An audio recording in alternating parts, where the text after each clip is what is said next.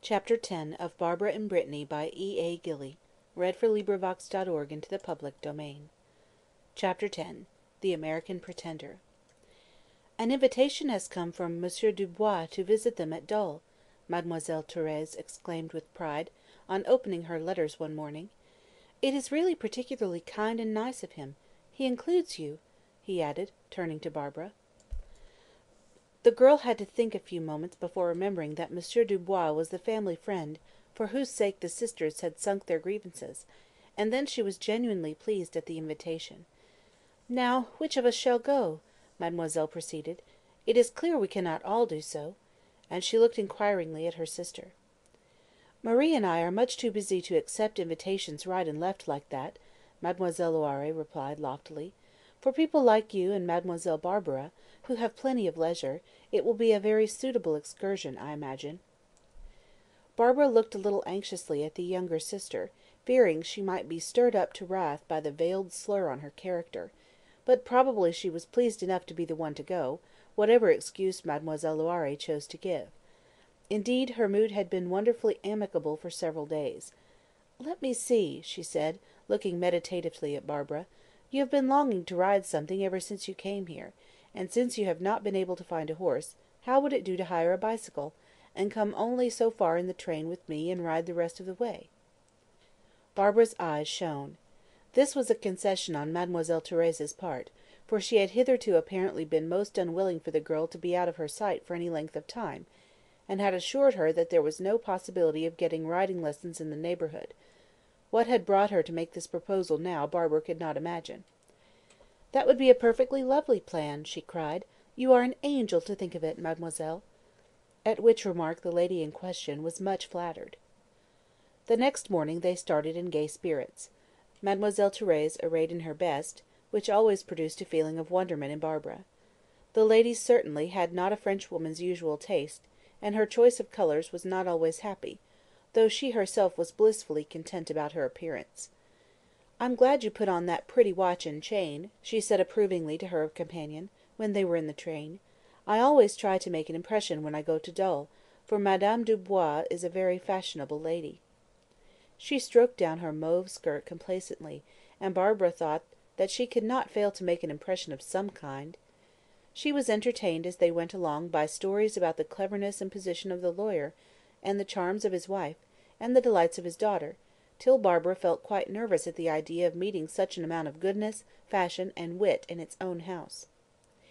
Mademoiselle Thérèse allowed herself just a little time to give directions as to the route the girl was to take on leaving her, and Barbara repeated the turnings she had to make again and again till there seemed no possibility of making a mistake.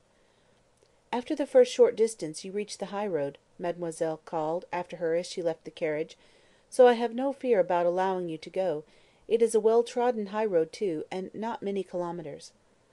"I shall be all right, thank you," Barbara said gleefully, thinking how nice it was to escape into the fresh sunny air after the close third-class carriage. "There is no sea to catch me this time, you know." Mademoiselle shook her finger at her. "Naughty, naughty, to remind me of that terrible time. It almost makes me fear to let you go." At which Barbara mounted hastily, in case she should be called back, although the train had begun to move. "Repeat your directions," her companions shrieked after her, and the girl with a laugh murmured to herself, "Turn to the right, then the left, by a large house, through a narrow lane, and voila, the high road." She had no doubt at all about knowing them perfectly. Unfortunately for her calculations, when she came to the turning point there were two lanes leading off right and left, and on this point Mademoiselle Thérèse had given her no instructions. There was nobody near to ask. So, after considering them both, she decided to take the one that looked the widest. After all, if it were wrong, she could easily turn back. She had gone but a little way, however, when she saw another cyclist approaching, and thinking that here was a chance to find out if she were right before going any farther, she jumped off her machine and stood waiting. When the newcomer was quite close to her she noticed that he was not a very prepossessing individual, and remembered that she had been warned in foreign countries always to look at people before speaking to them. But it was too late then. So, making the best of it, she asked boldly which was the nearest way to Dole. The man stared at her for a moment, then said she should go straight on, and would soon arrive at the high road. "But I will conduct you so far if you like, madame," he added.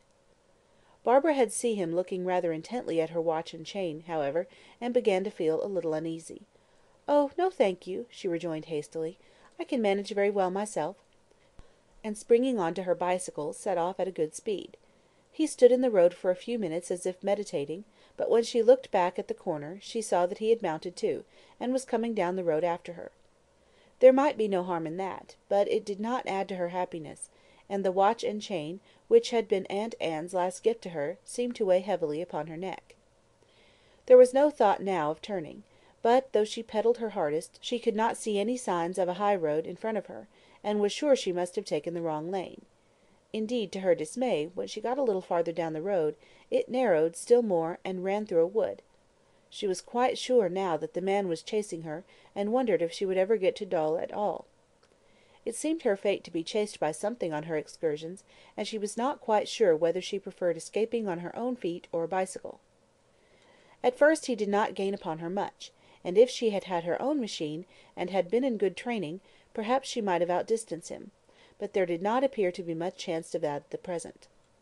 She was thankful to see a sharp descent in front of her, and let herself go at a breakneck speed, but unfortunately there was an equally steep hill to climb on the other side, and she would have to get off and walk.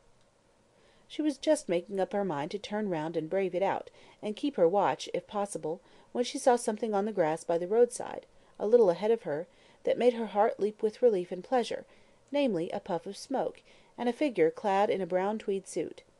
She was sure, even after a more hurried glance, that the owner of the suit must be English, for it bore the stamp of an English tailor, and the breeze bore her unmistakable whiffs of Harris.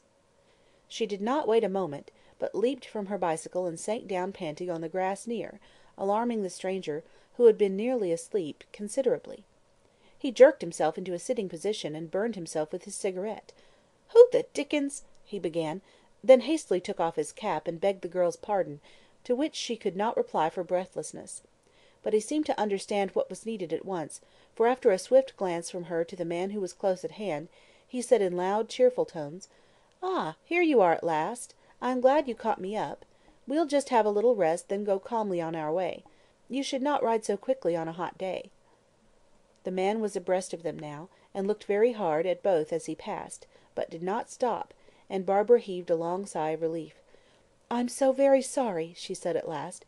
"Please understand that I'm not in the habit of leaping down beside people like that, only I've had this watch and chain such a very short time, and I was so afraid he'd take them." "And how do you know that they will be any safer with me?" he asked, with a wicked twinkle in his eyes. "Because I saw you were an Englishman, of course," she rejoined calmly. The young man laughed. "Pardon me, you are wrong, for I am an American." Barbara's cheeks could hardly grow more flushed, but she felt uncomfortably hot. "I'm so sorry," she stammered, getting up hurriedly. "I really thought it was an Englishman, and felt—at home, you know." "Please continue to think so if it makes you any happier, and I think you had better stay a little longer before going on. The fellow might be waiting farther down the road." Barbara subsided again. She had no desire to have any further encounter with the French cyclist. Meanwhile, the stranger had taken one or two rapid glances at her, and the surprise on his face grew. "Where are the rest of the party?" he asked presently. "The rest of the party has gone on by train," and Barbara laughed. "Poor party! It would be so horribly alarmed if it could see me now. I always seem to be alarming it." "I don't wonder, if it is as careless as on the present occasion. Whatever possessed he, she, or it, to let you come along by yourself like this? It was most culpably careless." "Oh, no, indeed. It is what I have been begging for since I came to Brittany. Indeed it is. She gave me most careful directions as to what turnings to take," and Barbara repeated them merrily. "It was only that I was silly enough to take the wrong one. And now I really must be getting on, or poor Mademoiselle Thérèse will be distracted. Please, does this road lead to Dol?" "Dol?" he repeated quickly. "Yes, certainly. I am just going there, and intend to pass the night in the place. I'm on a walking tour, and—if you don't mind walking, I know there's a short cut that would be almost as quick as cycling. The high road is a good distance off yet." Barbara hesitated. The fear of meeting any more tramps was strong upon her, and her present companion had a frank, honest face, and steady grey eyes. "I don't want Mademoiselle Thérèse to be frightened by being any later than necessary," she said, doubtfully. "I really think that this will be as quick as the other road, if you will trust me," he returned.